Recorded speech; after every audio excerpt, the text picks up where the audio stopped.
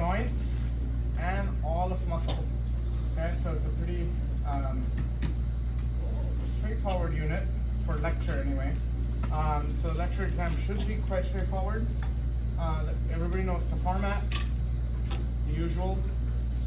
There are only 6 essays, so one of these is going to show up word for word. Okay. The short answer is no longer word for word. That's usually only on the first exam. The short answer can be anything I want. And in fact, it will have joints in it. So some kind of a question, 5-point question on joints. So don't forget, joints is 35 points on this exam. Okay? So don't forget to review joints. It's not an essay, unfortunately. So people tend to forget that joints are on the exam. Joints are also on the practical, big time. So you really should go over joints.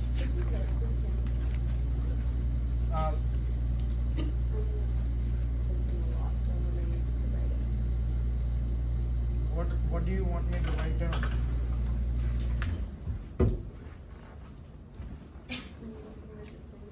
So the exam covers bones, joints, and all of muscle.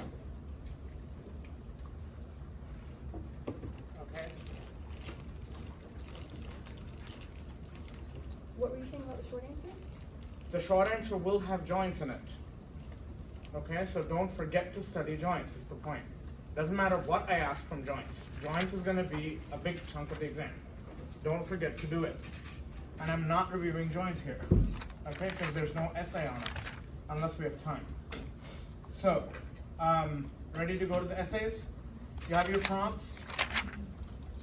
This is a review, so don't expect me to go into detail like I do with lecture. Otherwise, we'll never get through this. So, it's a review. I'm going over all the important outlines. You have to fill in all the gaps. Does everybody understand the purpose of today? Yes, I'm not doing 7 lectures in one, okay? Don't expect me to do that. That's not gonna happen. And be quick about writing everything down, okay? Again, you should not be writing every little word down for today. That's really futile. You should be writing things down specifically if they're not making sense to you, so that when you go home, you can study those things. That's the purpose of a review. Everybody get this? Yeah? You're wasting your time if you're writing every word down, because that's already all there in your PowerPoints and your lectures and questions, right? Don't do that. Focus on topics that you think, oh, I really should review this, okay? Or I really should review this. This is somewhere I'm weak. Okay, so the first question, compare and contrast the 4 cells, osteogenic, osteoblast, osteocyte, and osteoclast. If I ask this on the exam, I don't need you to compare contrast, because it's really hard to compare and contrast 4 different things at once, okay? And next semester, I'm definitely changing that question. All I need you to do is describe the 4 cells. Describe the 4 cells in 4 paragraphs, okay? 1 paragraph each. Tell me what osteoprogenitor or osteogenic cells are, osteoblasts are, osteocytes are, and osteoclasts are. Small paragraphs, right? 3 to 4 lines about each one. So let's review those. Osteogenic cells are stem cells. They are precursors to osteoblasts, okay? And osteogenic cells don't secrete anything, okay, by the way, but they do convert to osteoblasts. Osteoblasts are partial stem cells, okay? And they have 2 main roles. Osteoblasts differentiate to osteocytes. Osteoblasts differentiate to osteocytes, and osteoblasts are also involved in activating osteoclasts. So those are the 2 main jobs of osteoblasts. They do so in 2 different environments, right? Osteoblast conversion to osteocyte happens when blood calcium is Low. Think, then answer. Osteoblast conversion happens under what hormone? What hormone causes osteoblasts to convert to osteocytes? Calcitonin. And when is calcitonin secreted? Take your time. We'll be on essay 1 by the end of the period. I talked all this time. It's your turn now. Okay? Below? No. Calcitonin is high because calcitonin tones your bone. Remember, it adds calcium to the bone. When will you add money to your bank? When you have too much money floating around. Yes, you will not be putting money in the bank if you're broke. That makes no sense, right? So you want to put money in the bank when it's too much. So when calcium is too high, review this, it's on the exam, will be on the exam. Calcitonin will be released by the parafollicular cells of the thyroid gland, and calcitonin will differentiate osteoblasts to osteocytes. What do osteocytes do?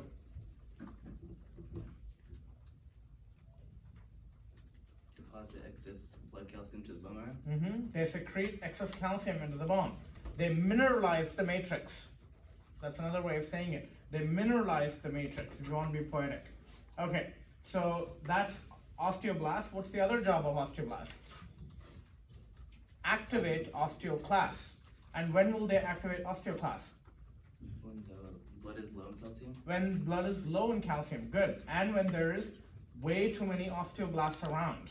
Okay, if you inhibit the conversion of osteoblast to osteocyte, osteoblast numbers rise, and they will end up activating lots of osteoclasts. Remember that this description in your book is really vague. I need you to follow the description that I wrote on the board. Everybody took pictures. Remember those pictures? So that needs to be repeated on the exam.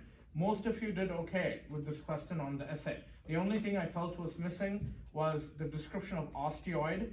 A lot of people missed the fact that collagen is really unorganized, okay, in the osteoid. It's very important. Collagen is very unorganized. And then you organize the collagen, then you secrete the calcium to harden it. Okay, so don't forget collagen. Organization. What are the features of osteocytes? They're branched, they're terminally differentiated, they live in lacunae, and they're connected by, Gap junction. that's right, they're connected by gap junctions. Okay, all right. And what about osteoclasts? Osteoclasts are derived from Fusion of monocytes. Immune cells. monocytes. They're derived from monocytes, which are immune cells. And what do they? How do osteoclasts form? Sorry, one quick question. You said osteocytes had gap junctions or Yes. osteoclasts? Osteocytes had gap junctions. Osteoclasts move around. They don't need to be connected.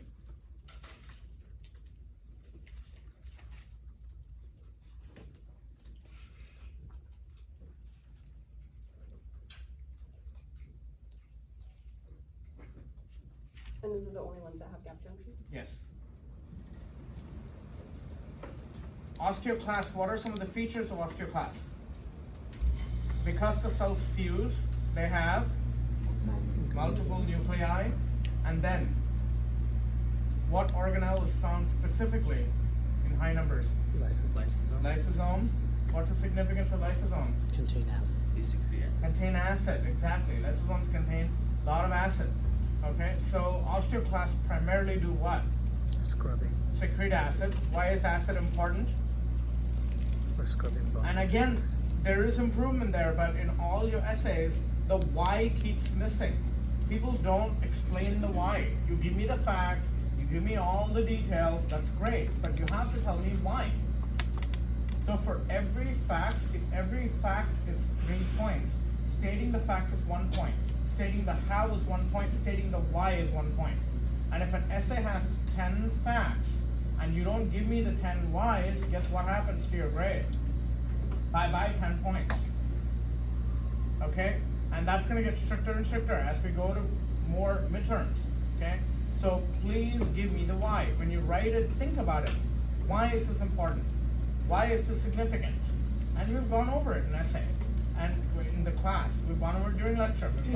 They've gone over it in the book in many points. So make sure you mention those things. So for osteoclasts, Why is acid important? Ionizes calcium phosphate. To dissolve the basic calcium phosphate. I need to see the word basic. So calcium phosphate is basic. A base gets dissolved by an acid usually. What is another feature of osteoclast? Ruffled water. Ruffled water. Ruffled border. B-O-R-D-E-R. Border. What does a ruffled border do? Scrubs. Good. It scrubs the matrix. Okay? Makes the dissolving lot faster. Okay? So we described all the hormones. Describe the changes in ECM as it's secreted as an osteoid. Again, the key thing is you have to talk about intra and interlamellar collagen. Not a single essay talked about it. I received close to 40 essays, okay, for number one. Not one of them talked about intra and interlamellar collagen. And I made it a point, I wrote it on the board. Think psychologically. If I think it's so important that I write it on the board, I'm going to remember that while I'm writing the test. Yeah? So try to understand the psychology of the teachers so you can do well on the test. So that point really should have gotten into your minds. It's a very important point. Intra and interlamellar collagen. So you have to discuss that. And that's all unorganized in osteoids. It becomes very well organized when it's mature bone. Okay? And you secrete calcium or mineralize the matrix at the very end. Okay? At the very end. Because once you mineralize, there's no going back. You can't go backwards. Okay? Lastly, negative feedback mechanism.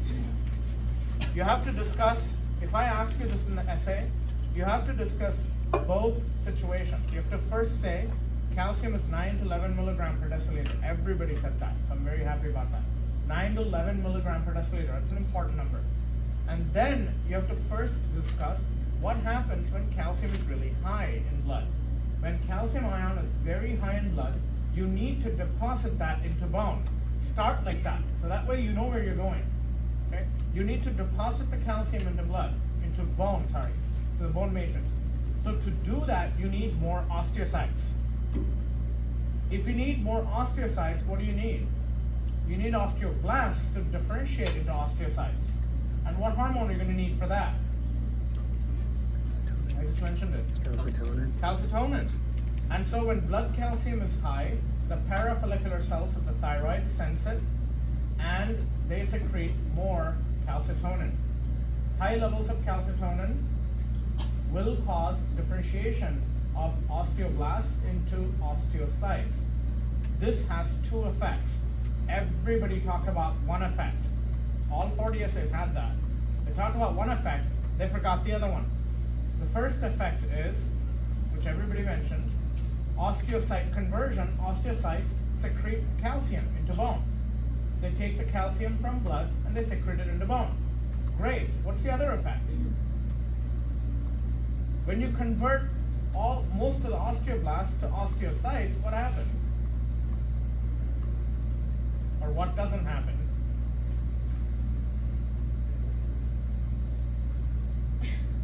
People, osteoclasts don't get turned on.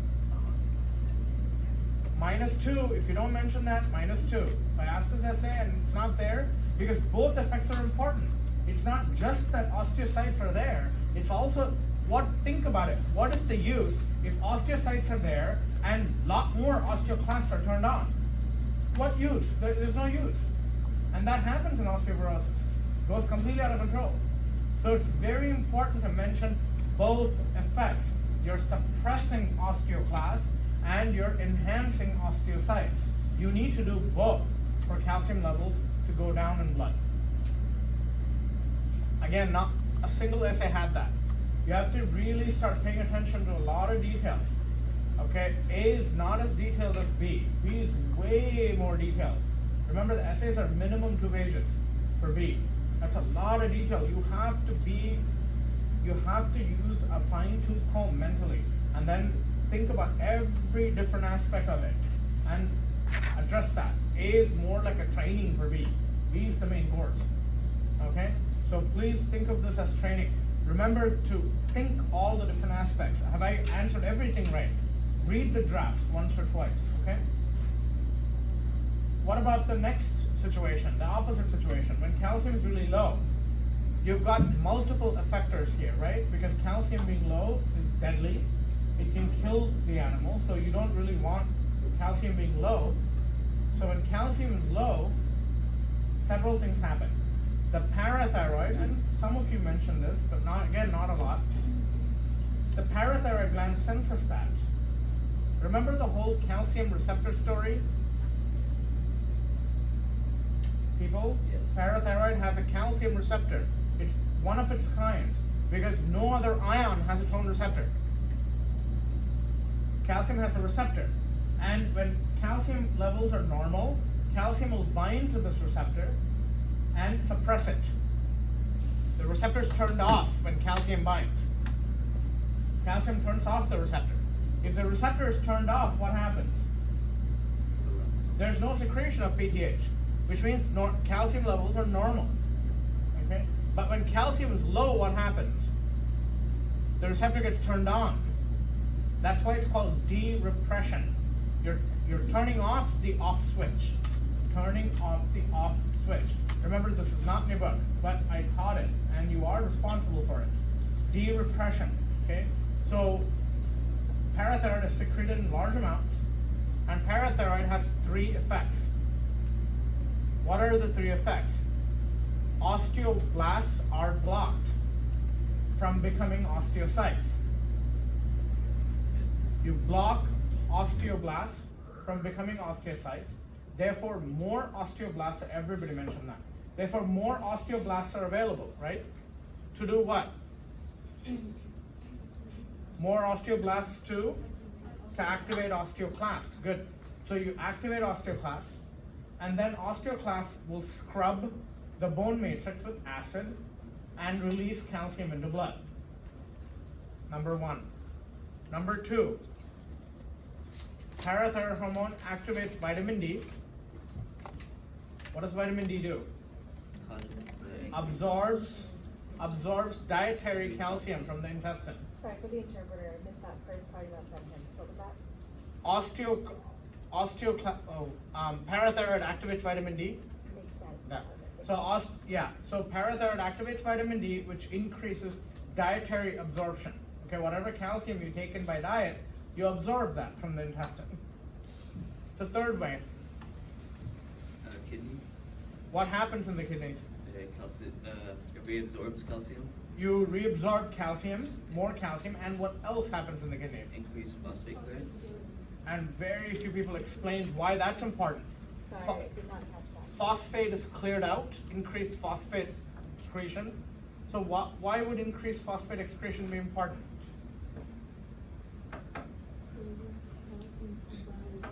Prevent calcium from redepositing, okay? And remember this, when phosphate levels are low, calcium ions are more stable, right? So they will be increased in they'll be secreted in higher levels in the blood when phosphate is low, okay? So those are all the reasons why that happens. And both of these are negative feedback loops. Yes? Any questions on bone? Really not a bad essay. I mean, it's detailed, but yeah, a lot of it's logic.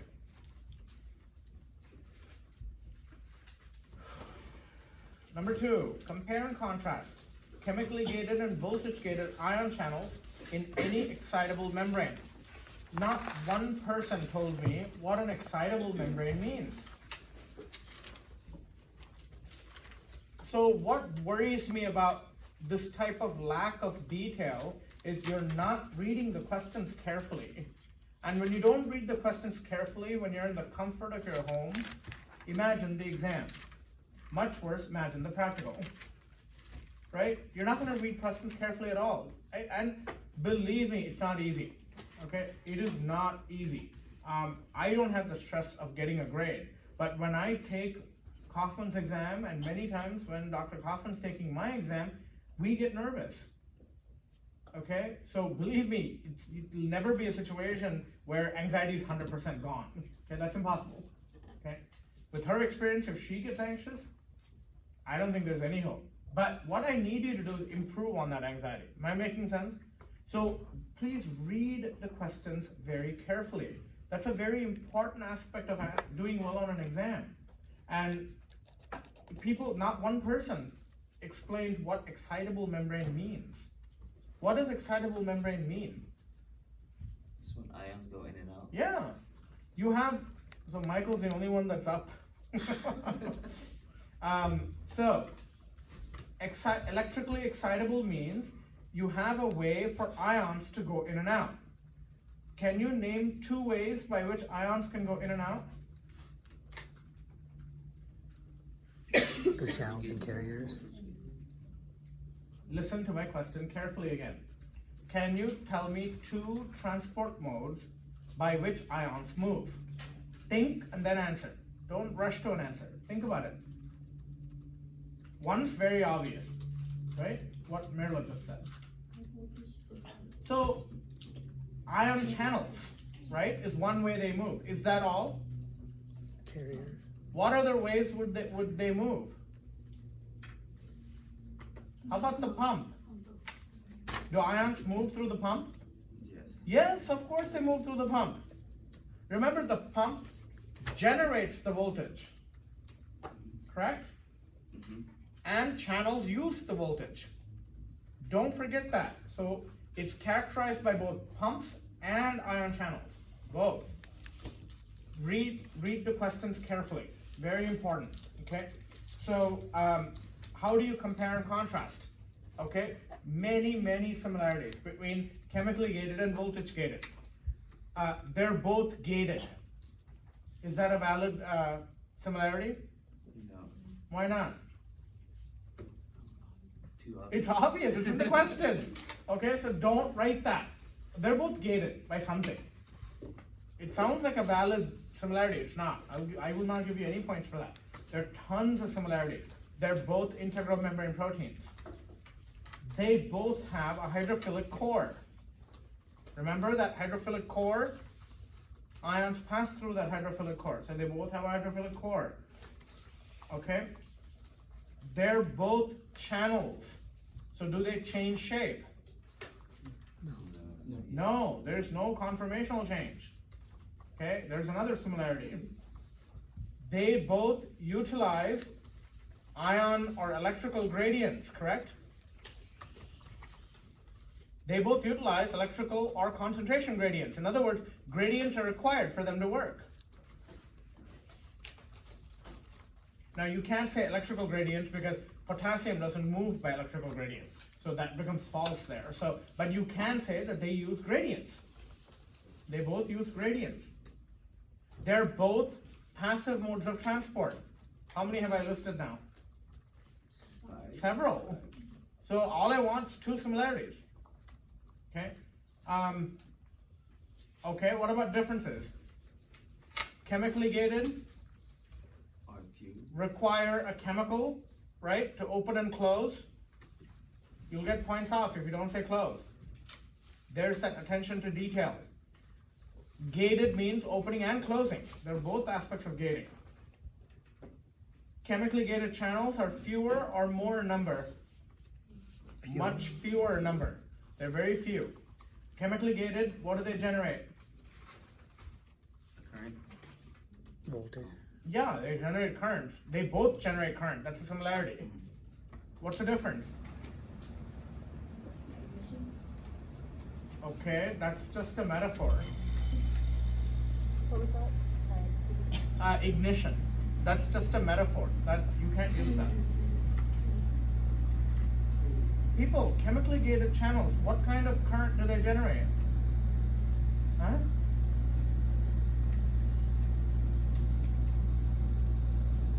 Graded. What? Graded what? Graded potential. Potentials. Graded potentials. Thank you. Graded, any non-voltage channel will do what? Graded potentials. Remember? Any non-voltage channel will do graded potentials. What does voltage gated channel generate? Action potentials. Are they very specific? Yes. Yes, they're both very specific. That's another similarity. Is there a Tmax for both of them? Yes. Yes, of course they have a Tmax. So you have listed 7 similarities for you. Okay? So pick and choose. Alright.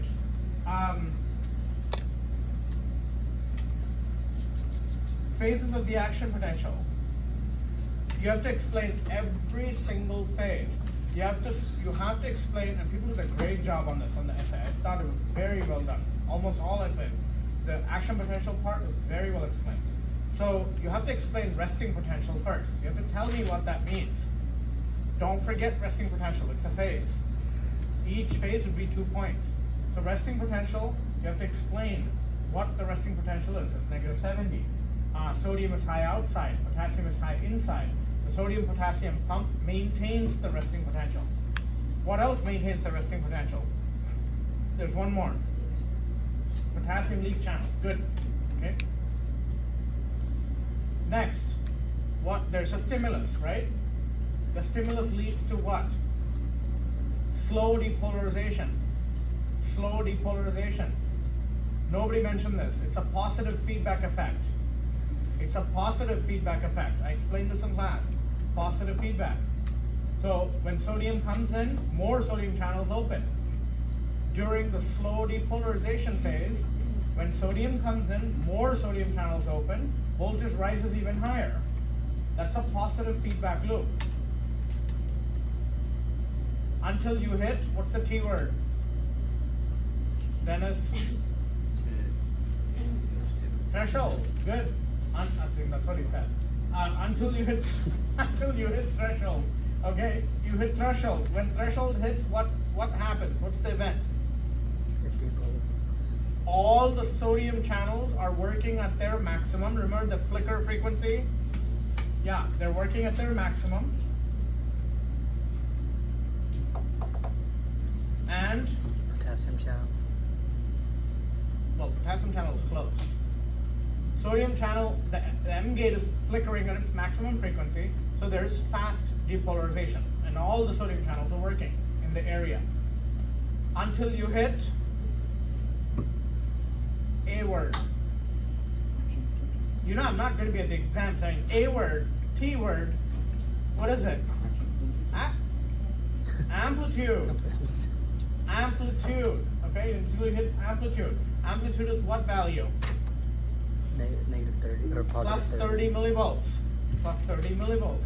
At amplitude, 2 things happen. What are they? Potassium channels open. Potassium channels open, but before that, what happens? Sodium channels. Sodium. Sodium channels inactivated by the H. Oh. M. H. H gate, and nobody described the H gate to me. You need to talk about how it's. Remember, I spent 15 minutes on this. H gate is heavy. I even wrote all the notes on the board. H gate is heavy, yes, and it's positively charged. So when the inside becomes heavily positive, what does the H gate try to do? Escape. Leave. Can it leave? So it gets Stuck. stuck and effectively blocks sodium ions from coming in. How does it block sodium ions from coming in? Chemically and physically. 2 ways. Physically and electrically. Electrically, not chemically. Electrically. Chemically means it will react. There's no reaction there. It'll physically repel the sodium because it's positively charged. Positive repels positive. Everybody understands that, correct? Okay. You have to describe all the stuff. All this. This is how it makes it a page and a half. Put the meat on it. Okay? The essay needs to look like me. And not like y'all. It needs to look like me. Right? It's a meat. There was very little meat on those essays. Okay. But the second one, I thought most people did a good job on it. But again, these details were missing. You have to pay attention to these details. If I'm spending my energy explaining that to you, you should spend 10 times that energy putting it in your essays. Because it's important. Questions are going to come from there, right? That's the whole point. Okay. Next. What happens during potassium channel opening? Potassium channel opens, so what happens there? It's a repolarization. Potassium leaves. I had a student who, for this essay, made up a table just for learning purposes. He didn't put that on the exam. He always wrote things, but he made a table so he could learn this really well. So he wrote down, he drew the graph. He made I think I did that too. He made the graph into different parts, A, B, C, D, E, and for each interval, he told me what ion is moving in or out, what gate is opening, what gate is closing. But his table was very thorough because in every stage he talked about what happened to the sodium channel, what happened to the potassium channel, and what happens to sodium potassium ATPase. In each stage, ATPase pump is really easy. It's working all the time. Doesn't matter what the changes are in the cell, it's always going to be working. But do you see how thorough that is? Make a table like that if that will help you. Okay? Don't always read words. Try to make it into figures and tables and concept maps so they're easy for you to absorb. The problem with those though is when you do those, you forget the details. Because once an outline is done, it looks complete. Right? So that's why I encourage you to write these things out in addition to tools like that. Those are just tools. Okay? Then write the things out. Because that's where questions come from. If I ask you a multiple choice question, something like, I asked this once, I said if you mutate the H gate, where you take all the positive charge amino acids and you replace them with neutral amino acids, okay, what would happen? And the answer was, the H gate will not be effective at all because it will not try to leave. It'll just sit there in the cytoplasm. It's never going to move. What motivates the H gate to move is those positive charges. And one of the answer choices was, there will be no effect because the gate will still be able to physically block the sodium ions. And half the class picked that. Because they thought, oh, it'll still move and it'll block, you just won't electrically block it. Do you see how I make up questions? So if I'm going through something, if I'm going through a detail, it's an important detail because it sits in my brain and I'm the one writing the test. Yes, so pay attention to all that stuff. Everything I wrote on the board, you need to know cold. That's a bottom line. You have to know it well. And the same goes for Dr. Kaufman and B. If she writes something on the board, it is extremely important. And she writes a lot on the board, which is very helpful. I don't write as much as she does. It's very helpful. And make sure that you, and taking a picture, that's one thing I don't like about taking pictures. I take pictures and then I never look at them. Not once. And then I realize, oh, I took this picture. I have like 10 sets of these pictures. I've never looked at them. So writing them down helps because then that way you remember that this concept is there. So try to write more than take pictures. Take pictures for backup. All right, explain, okay, then what happens? We're not done. So potassium leaves and that process is called repolarization. And then you go all the way to -84. Why? That's an equilibrium. Some people said -90. That's not correct. It's -84. Okay, make sure that that number is accurate. It's -84. So because equilibrium potential for potassium, and that's how the channel is structured. It won't close until -84. It's a voltage gated potassium channel. What voltage closes it? -84. Okay. And that's hyperpolarization. And how do you restore the membrane? ATP. Sodium potassium pump restores everything back. Can you So- repeat what you said hyperpolarization was? Because you said repolarization was when. Repolarization is +30 to -70. Hyperpolarization is -70 to -84. It's excessive. Loss of potassium. So the two refractory periods, this is very important. SA2 is extremely important for the next unit, the next exam. Not this coming exam, the one after this. When we studied neurons, action potential, I'm gonna fly through that section saying we already did it, and we did. So I'm not gonna talk about it at all. So you really need to go back and review SA2 for exam 3, okay? So what's happening with refractory periods? what are the two types of refractory? First of all, what's a refractory period? Everybody wrote that, so I was happy to see that definition. What's a refractory period?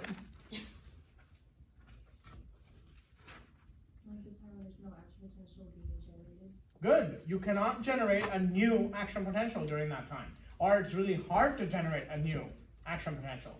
You absolutely cannot generate an action potential. What type of refractory period is that? Absolutely. Absolute refractory period. What about you can, but it's really difficult? Relative. Okay, you need to know absolute versus relative. By the way, I could easily ask, I'm not saying I will, but I could easily ask compare and contrast questions as a separate table. So if I ask you compare and contrast, I need one similarity and two differences. One similarity, two differences. If I ask you a compare contrast in the exam separately as a table, you need to give me one similarity and two differences. Don't forget, if you only give me one difference, you'll only get 1 point. Yeah, everybody got that? Okay, so be careful about that. If I end up asking that, I may not, I don't know. Okay, any questions on essay 2? Extremely important essay. Of all of these, 2 is the most important. Okay. So you were saying compare and contrast, is that in general or for a specific No. question? If I ask you compare and contrast as a separate section on the test, like fill in the blanks.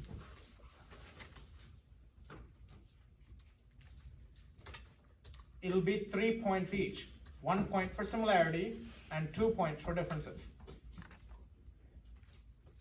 So, but specifically, that's in general, or were you talking specifically about a particular concept with that?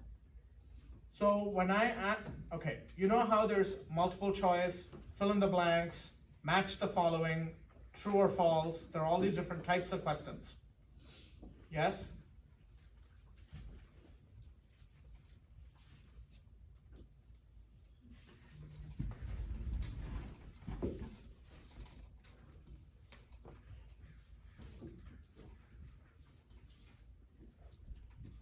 Compare and contrast is one type of a question. So I'll give you a box and I'll give you 2 terms and I will say compare and contrast the following terms.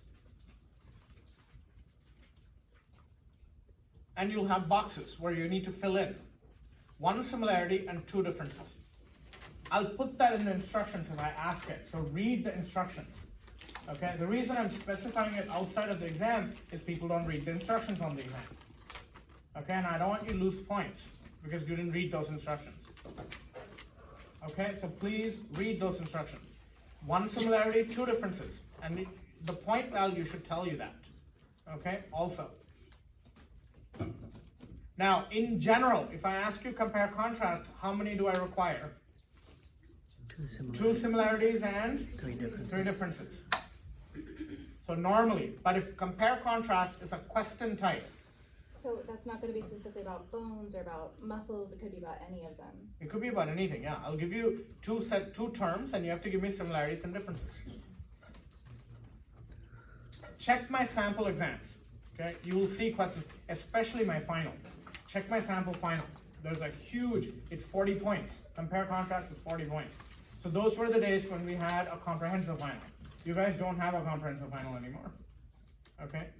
But check that out. It gives you a good idea of what kinds of things I could ask, how the terms are. Okay, number 3.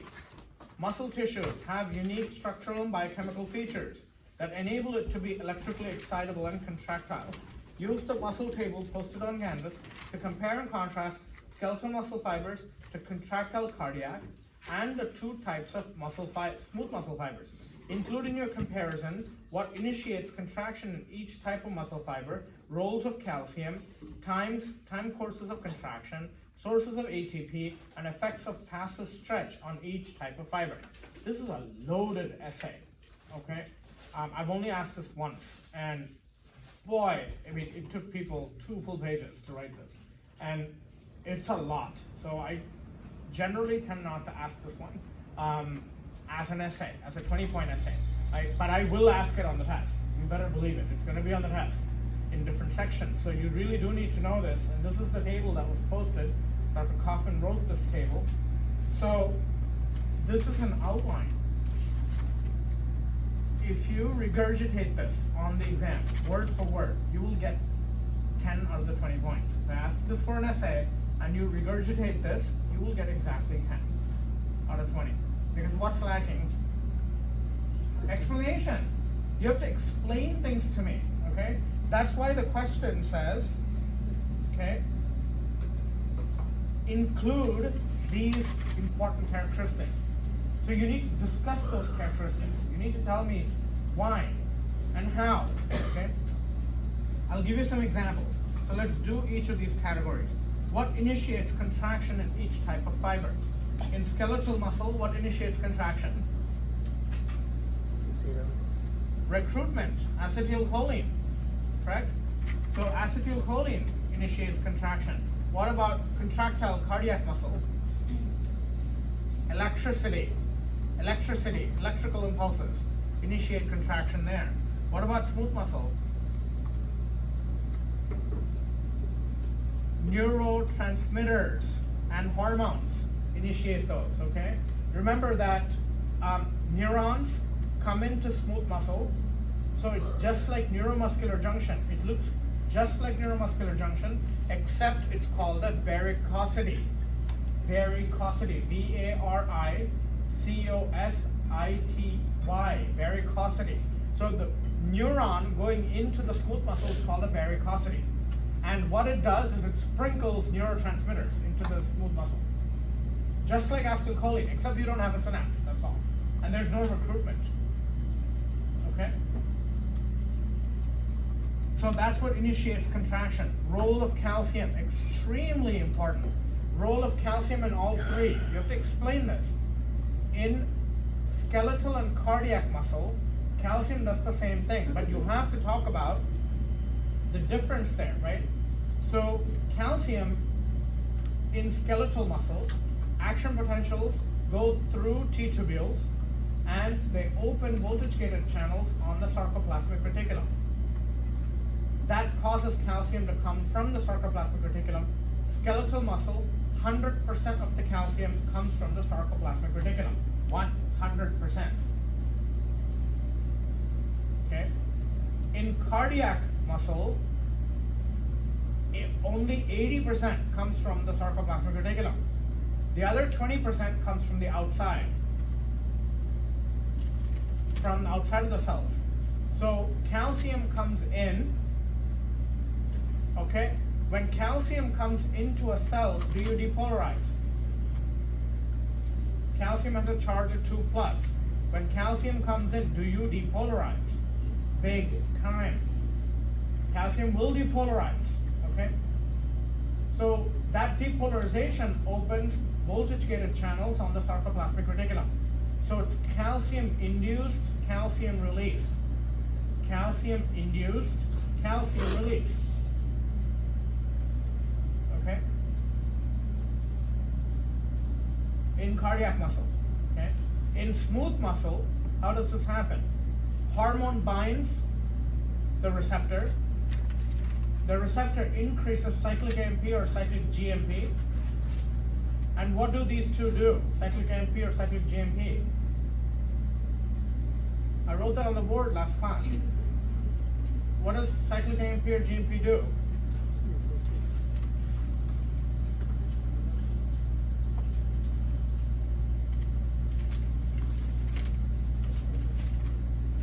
What does it do?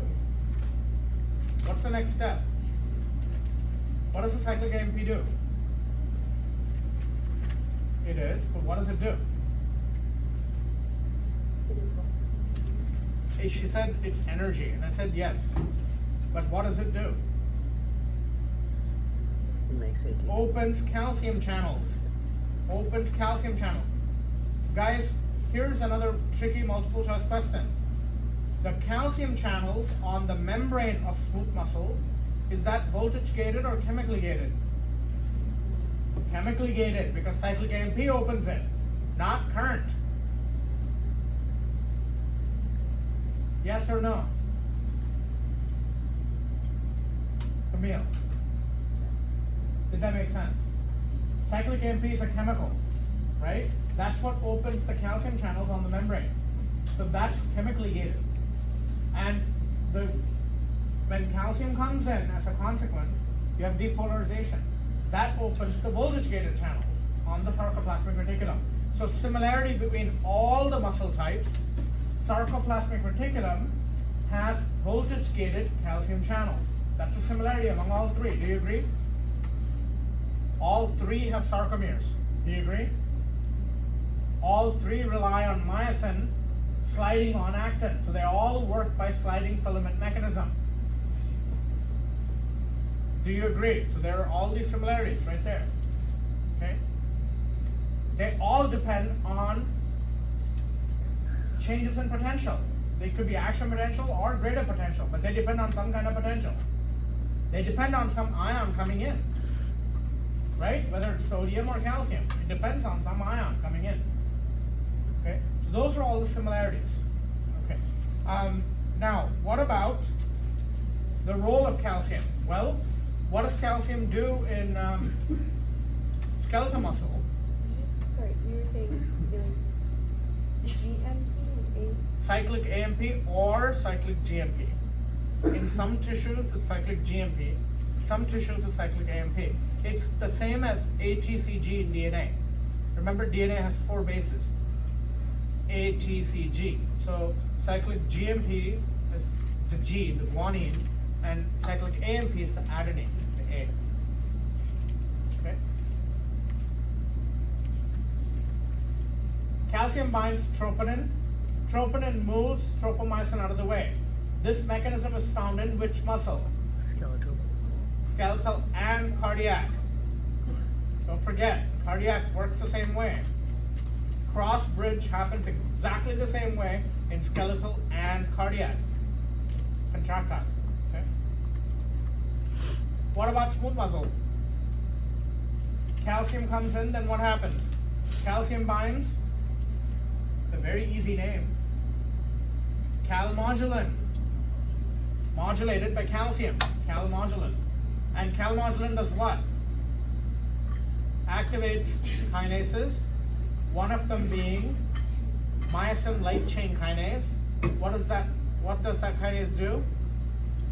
Holds. Adds a phosphate to the myosin heads. And what does that do? Iterate. Stays at. What's this called? Cocking the myosin. Okay, good.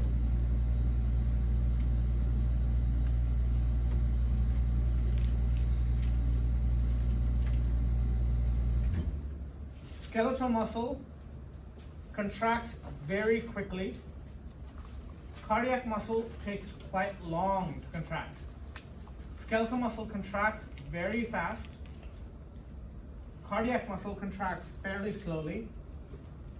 Smooth muscle contracts even slower. Skeletal muscle generates a lot of force. Cardiac muscle generates a lot of force. Smooth muscle generates what? Very little force, okay? Because the sarcomeres are not parallel. What are the sources of ATP? Skeletal muscle can be anaerobic. Remember, fast glycolytic. You can be anaerobic. Cardiac and smooth, impossible. You cannot be anaerobic. You have to be aerobic.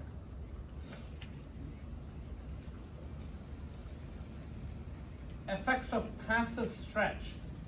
I didn't discuss this for skeletal muscle, but in skeletal muscle, when you stretch the muscle, it serves as a sensory input. When you're stretching a muscle, the muscle sends information to the brain saying this muscle is being stretched.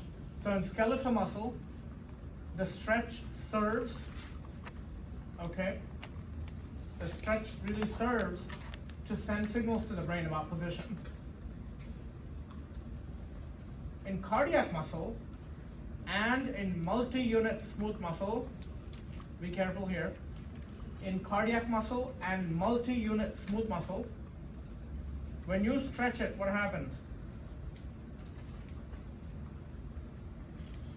When you stretch a rubber band, what happens? It snaps. It recoils is the more scientific word. So both of those recoil.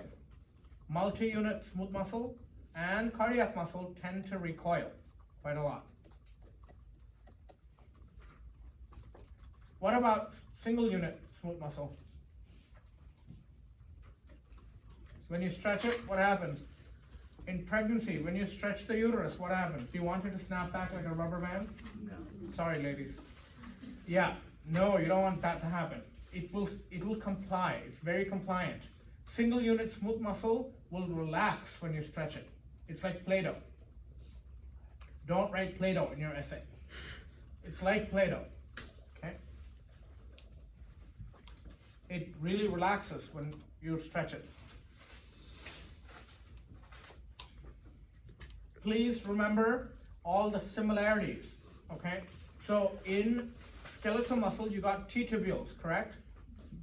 In smooth muscle, in cardiac muscle, also you have T-tubules. Okay, you have them in cardiac muscle also. What about smooth muscle? You have caveoli, you don't have T-tubules. You have caveoli, just like T-tubules. Caveoli conduct current, they conduct action potentials. In skeletal muscle and cardiac muscle, you have Z-discs in the sarcomere. What's comparable to that in smooth muscle? What's the counterpart in smooth muscle? Dense bodies. Thank you, dense bodies, good. They anchor the actin, okay? And this is mainly for your practical exam. Cardiac and smooth only have an endomysium. They don't have a peri or an epimysium. Only skeletal muscle has that. Because only skeletal muscle has F word, fascicles, okay? Okay. Any other questions on this? And single unit has gap junctions. For purposes for this exam, multi-unit does not have gap junctions. It's so few. You can just say that they don't have gap junctions. I'll accept it. Okay.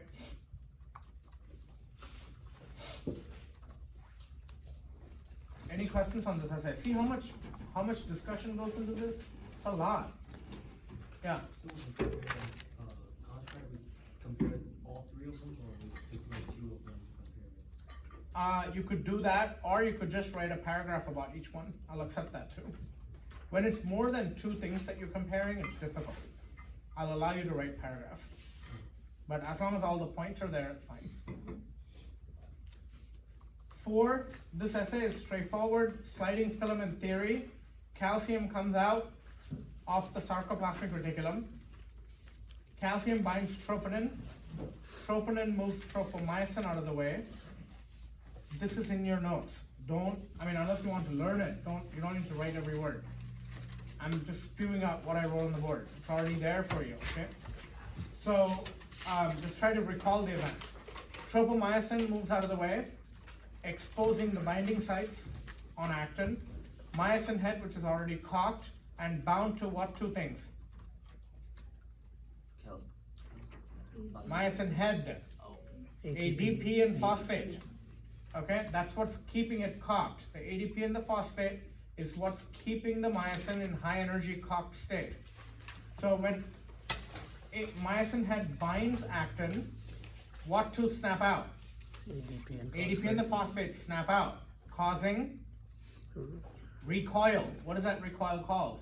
Power stroke. Power stroke. And that's what pushes actin to the middle. Yeah? Everybody remembers this? Okay, well, you better by Monday. And then what happens?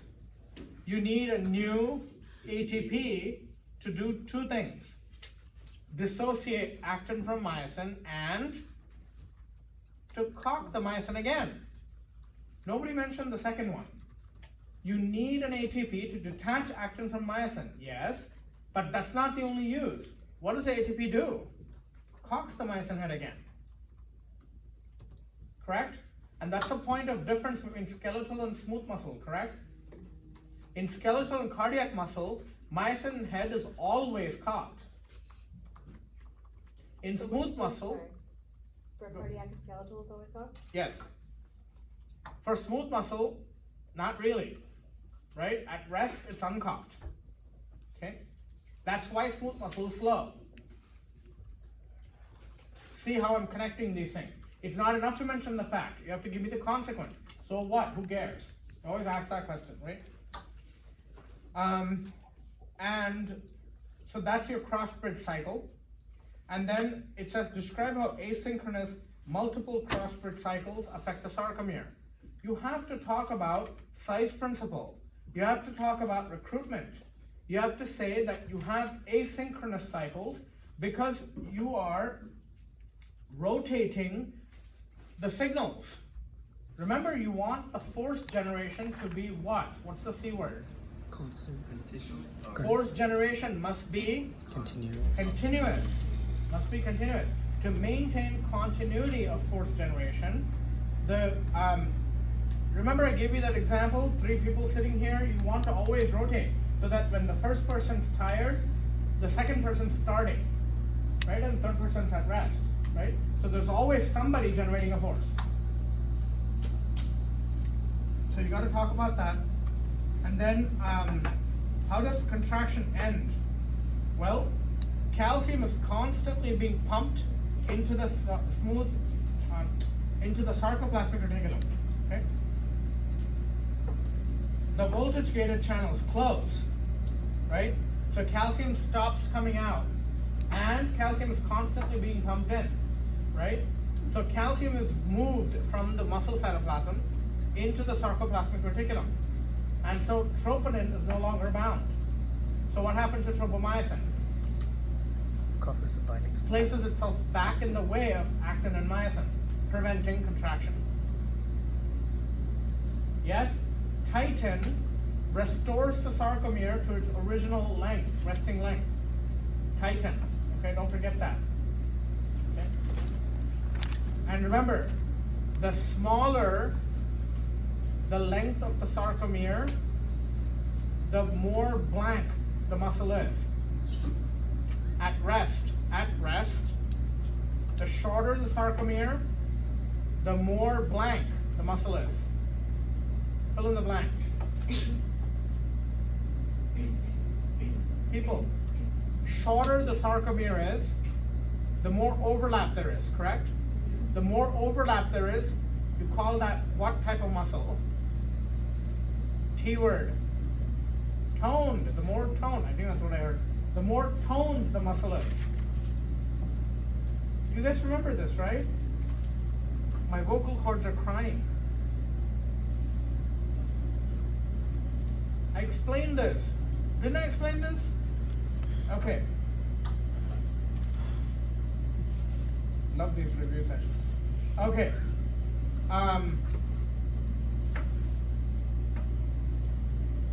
The whole muscle twitch. 30% of the class will forget to answer this on the exam. 30% of the class forget, and it's 5 points. They do a beautiful essay up to that point, and they'll forget to answer that question. This is why I always say split them into individual questions and answer them, so you don't forget anything. What are the phases of a muscle twitch? Remember the diagram of a myogram. We looked at a myogram, M-Y-O-G-R-A-M. Check your PowerPoint slides. There's something called a myogram, and there are different phases, right? You have the latent phase. What happens during the latent phase? Is there cross-bridge formation during the latent phase? Yes, there is. But is it consequential? No, you're just beginning to form the cross bridges, right? So is there enough force generated? People, nod. Use your sternocleidomastoid.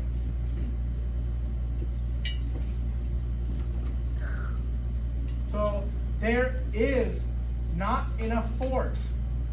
Yes? But yes, there is cross bridge formation. Cross bridges do form. but there's not enough cross bridges to form to generate a lot of tension. Okay? That's your latent phase. What's the second phase? The contraction phase, right? That's where the tension develops really fast. And what happens during your relaxation phase? Relaxation is lot blank compared to contraction. Slower, good. And what's the advantage of that? Protection. You don't want the muscle to tear. Does that make sense? You want to carefully unwind all these things. Right? So, and the sodium potassium ATPase is really slow. That's the other reason. It's really slow. So it returns everything back to normal, but it does it very slowly. So you have to explain this. This is 5 points. Okay? The different phases of a muscle twitch. Number 5, describe, not just define, the functional unit, that's your motor unit. You have to talk about a lot of different things here. You have a motor neuron coming in. The motor neuron branches out at its axon terminal into different fibers. These areas are called motor end plates. You have to define a motor unit to start with. So you have to say motor unit is the motor neuron and all the fibers it innervates. Motor units consist of many motor end plates. Each motor end plate has hundreds of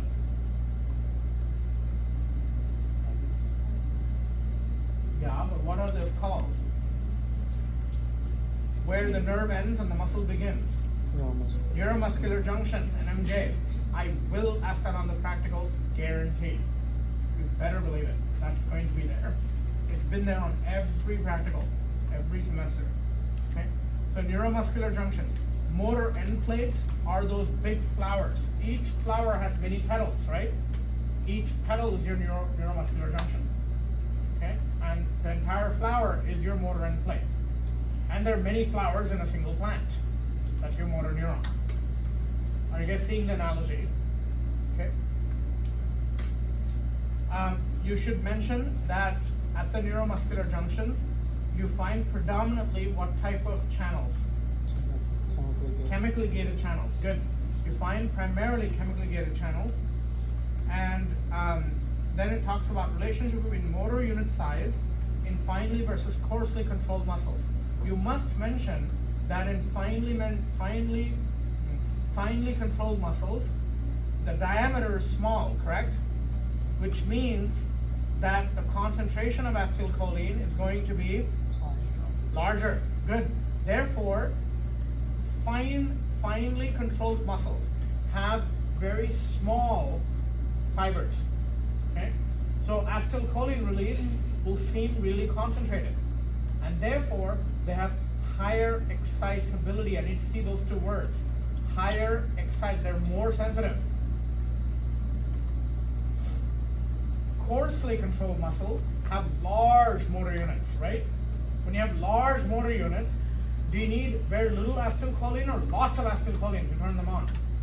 A lot. Lots of acetylcholine to turn them on. That's why the thigh takes forever to turn on. The thigh is coarsely controlled. There are no skills to the thigh, right? It just goes medially, laterally, and there are only very limited movements that the thigh has. Describe the relationship of motor units to tone. You have to define tone first. If you see a scientific term, define it first. So what's tone? Spinal reflexes that are random. What's recruitment? Is recruitment random? No. No.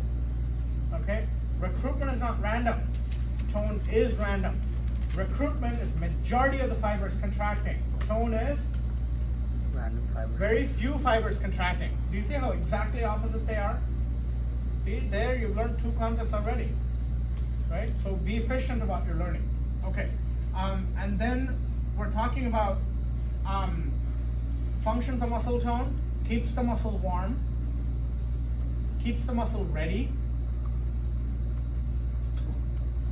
And lastly, what does it do? Stabilizes joints. stabilizes the joints. Okay, very important function for tone. Describe the mechanisms of graded muscle contraction by wave summation and recruitment. You have to define graded here. You have to tell me that the more acetylcholine that's released at the neuromuscular junction, the greater number of sodium channels open and more sodium comes in. So depending on the amount of acetylcholine released, the depolarization varies, right? That's why it's graded. Remember, graded means relative, right? If you get more answers right, you get a better grade. It's all relative. Is action potential relative? What's action potential? It's all or none. Absolute, it's all or none. Okay, you either have it one way or none at all. Okay. So you have to talk about wave summation and recruitment. You should mention that one action potential releases about 10,000 calcium ions, which is a lot. And wave summation is basically the frequency with which acetylcholine is released. So if you want a really strong muscle contraction, do you want high frequency of acetylcholine or low frequency of acetylcholine? High. I'll repeat, if you want strong muscle contraction, do you want high frequency of acetylcholine or low frequency of acetylcholine? High frequency. High, okay? So you need to mention that. How does size principle affect whole muscle tension? That is 5 points right there. Size principle, you have to describe the size principle. You should first say that muscle is made up of different types of fibers, right? It's heterogeneous. Muscle's highly heterogeneous. And so they're fibers of different diameters. The small diameter fibers are recruited first. I told you why. Because acetylcholine is more concentrated there. Yes? And then intermediate fibers, then the large fibers get recruited at the very end. Because large fibers will turn on very quickly, but they also Get tired quickly. tire or fatigue very quickly, right? So you want to orchestrate this so that the tension adds up, right? You want the slow fibers starting off, then the middle fibers, then the biggest fibers, so that all three of them will peak at the same time, okay? Developing maximum tension, okay? So just for the interpreter clarification, you said that the small ones turn on faster and Yes, it first, more yes. quickly, right? Because acetylcholine is more concentrated there. All right, where are we? So yeah, so that's 5. Any questions on 5? Okay. 6. I taught you this on Monday, big time. So I'm going to re-teach that again because it's important. We've got 3 types of fibers, right? First of all, you've got 2 ways in which you can generate ATP. One is aerobic, which requires oxygen and mitochondria. And that method is called oxidative phosphorylation. You should know this from 130 or 102. Oxidative phosphorylation. That's how you make lots and lots of ATP at once. The second method is by glycolysis. What's the problem with glycolysis? You only get 2 ATPs. Good for a bacterium, but it's not good enough for us. You only get 2 ATPs. So you have to state that first. And then you say muscle fibers are classified based on what they use to get ATP. What's another anaerobic way of generating ATP? What is another way of generating ATP anaerobically? Creatine phosphate. Creatine phosphate. The phosphagen system is anaerobic. It doesn't require oxygen. But what's the problem with that? It's a temporary. Yeah, it's temporary. Creatine is very limited. You don't have a lot of creatine.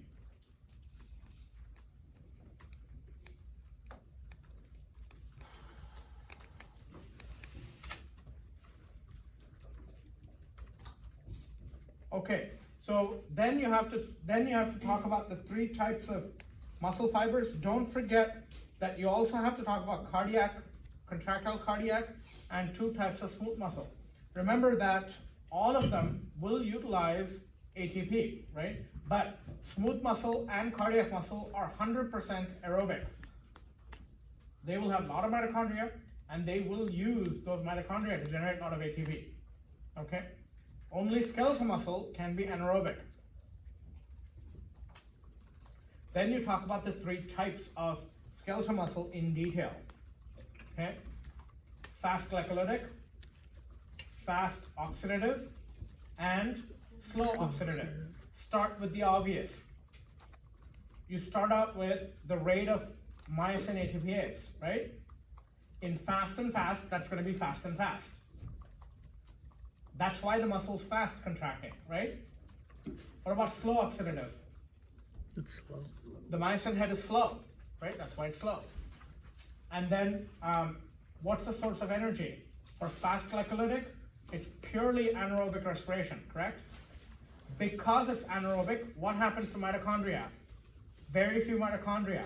Because it's anaerobic and you only generate 2 ATPs, you will burn through the glycogen a lot. So what's the glycogen storage in that muscle? Really high. You have a lot of glycogen there, okay? Because you go through it really fast. See how you derive one from the other. It doesn't require oxygen, so will it have blood vessels? No. No, not a lot. So what's the color? White. White. White. And because it's recruited last, what is its size? Large. Large. See how you've just derived all of it? Yeah? A table is fine, but you have to explain everything. If you just put the table, I'll give you 5 out of 20. That's all you get. Anybody can regurgitate it. My son can regurgitate a table. I don't want that. I want you to explain it. Okay? Explain it the way I've explained it. One after another. It's very logical. So what about the other extreme? Slow oxidative. It depends on a lot of mitochondria, which means it needs lots of oxygen. So myoglobin is really high.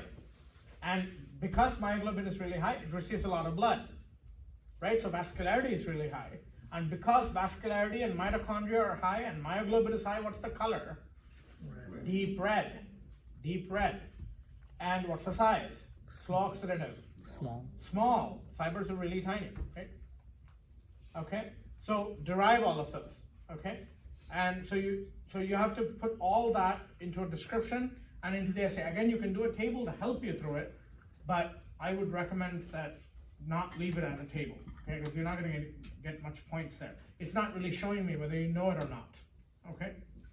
So use these features to explain why size principle recruits slow oxidative fibers first, then fast oxidative, and finally fast glycolytic. Very simple. Fast glycolytic gets tired really quickly and has very little ATP, right? So that's the muscle you want to turn on last, and it generates the maximum force. Why does it generate the maximum force? It's larger. Because it's large. So what if it's large? Why should it generate a lot of force? Because it has lots of sarcomeres. Good. A large muscle will have lots of sarcomeres. So therefore, it's going to have a lot of force. Make sense? So make sure that you mention that. Any other questions? Joints. We have 10 minutes to do joints. So here we go. What are the 3 structural classification of joints? Fiber. Functional classification is not on the lecture exam. It will be on the lab exam. Functional classification. So table 11.1 in your lab book is not on the lecture exam. Table 11.1 in your lab book is not on the lecture exam. It will be on the lab exam. Are we clear? So I will not ask you amphiarthrosis, diarthrosis, and synarthrosis. I won't ask any of that. Okay? And you don't have to know the 6 types of synovial joints for any exam. Are we clear? Lab or lecture. So sutural joints. Okay? What are the three types? Sutural. I really need my rest. Fibrous joints. What are the 3 types? Sutural. Sutural, found in the skull. What's found between the 2 bones? Dense fibers. Fibrous tissue, right? Fibers are found between them. It's totally immobile, right? You cannot move it. And then the second type, so sutures in the skull are examples. Number 2, Syndesmosis. syndesmosis. Examples of syndesmosis: the tibiofibular joint, the tibiofibular joint. And by the way, the interosseous membrane in your arm, interosseous, what does that word mean? Inside the bone. Between two bones. You have dense fibrous tissue between the radius and the ulna. Is that important? Yes. Yes. Why is it important? Impact. To stabilize them, right? Hello? What kind of joint is that? It's not cartilage, so it's not cartilaginous, so what kind of joint? Fibrous. Syndesmosis, it's a fibrous joint. Okay? On the lab exam, I could easily put a big arrow between the radius and the ulna, ask you, identify this radius and the ulna, and then part B will ask you, what joint would be found in area marked B? That would be syndesmosis. Know your joints. Every bone question will have a joint question. I guarantee it.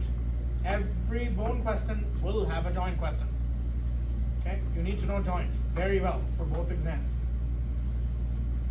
Third type of fibrous, Gomphosis. gomphosis. Okay? That's the gums between the jaw and the teeth. What are cartilaginous joints? You find cartilage between two bones, correct? Now, the first sternocostal joint would be your synchondrosis, correct? Because you have hyaline cartilage, okay? And your lab book, thank you Cynthia, tells you that the rest of them are synovial, okay? Which I really didn't know, but that's what your lab book says. And I'm not an expert on bones at all, so I believe what they say. So only the first rib is an example of synchondrosis. What's another example of synchondrosis? Epiphyseal plate. Epiphyseal plate in children. Epiphyseal plate automatically means children. Okay, so that's cartilage between two areas of bone. What's the second type? Symphysis. Symphysis. What type of tissue? Fibro. Dense. Fibrocartilage. Weight bearing. Fibrocartilage. Okay, and you find it in 3 places. What are they? Intervertebral disc. Pubic symphysis, intervertebral discs. What's the third? Meniscus of the knee. Meniscus of the knee. Weight bearing. Do you find fibrocartilage in your shoulder joint? No. Is the shoulder joint weight bearing? Shoulder joint is useless. Okay, it's no weight bearing at all. So no, there's no fibrocartilage there. Okay, so when you study, make sure you compare. Whenever you do pelvic girdle, always compare it to the pectoral girdle. It's kind of interesting. Next joint type, synovial. You really need to know your synovial joint, especially the knee joint. You need to know it. Okay? What are the things you need to know? Well, first of all, you have an articular capsule. That's the membrane that covers everything, the synovial membrane, right? And what's between the two bones? Synovial fluid. 2 things. You have synovial fluid and articular cartilage. Thank you. You have articular cartilage and synovial fluid. Okay?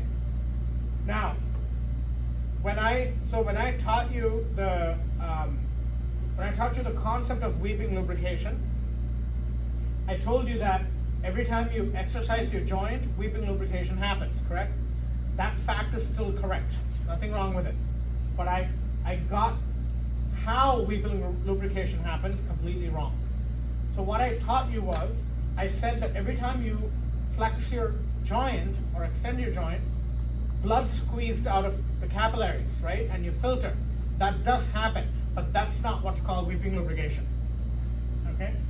Actually, what weeping lubrication is when you compress your joint, right? The synovial fluid moves. Yes? So when for example, look at my wrist. When I'm doing this, when I'm flexing my wrist, right? I'm squeezing all the synovial fluid out of the cartilage, right? And when I go back to rest, what is it gonna do? It lubricates. The fluid seeps back in drop by drop. Does that make sense? It circulates the fluid. Okay? So weeping lubrication is circulation of synovial fluid. Okay, Kaufman corrected me the other day. And I checked it in the book and obviously she was right. So remember that weeping lubrication is circulation of synovial fluid in the joint. Circulation of synovial fluid in the joint. On the lecture exam, if you get weeping lubrication, if you write down what I told you in lecture, obviously I'll give you points for it, okay? It's not your fault, but I have to correct you. When I know I'm wrong, I have to correct you. Okay, so before somebody discovers I'm wrong and states it in public, and tries to shame me, shamemyprofessor.com.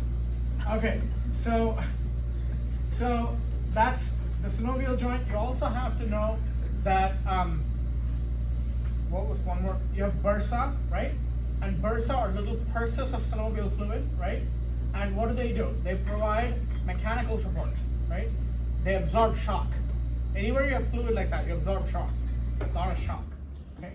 The mechanical shocks are absorbed by the bursae. So you need to know the structure of the synovial joint. What factors increase the stability of a joint? We just covered one. Muscle tone is the most important. Yes? The second one. Shape of the joint. Shape of the joint. Oh, somebody's getting 100. Shape of a joint. What's the third one? Number of ligaments, right? And tendons that get on there. Yeah?